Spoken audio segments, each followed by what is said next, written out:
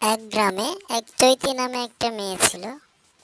সে হাঁটতে চলে যায়, খুব ক্ষুধা পাইছে, চলে যায় তার দাদির কাছে। দাদিমাকে বলে আমাকে কিছু খাইতে দাও। দাদি তখন খাবার দিল। সে সুন্দর মতো খাবারটা খেয়ে নিল। নেওয়ার পর তার বাবাকে দেখে অন্য জায়গায় যাইতে সে চিন্তায় পড়ে গেল, তার বাবা যায় কই। তার পিছু পিছু যেতে লাগলো তার বাবার পিছনে। হঠাৎ করে যাইতে যাইতে খুব ক্লান্ত শরীর নিয়ে যাইতেছে।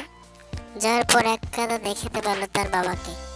হুট করে তার চোখের সামনে পড়ে গেল তার বাবা। তারপর বাবাকে দেখার পর আনন্দে সে নাচতে শুরু করে। আবার চলে যায় বাবার কাছে। বাবা দেখে গায়ে গরু দোয়াচ্ছে।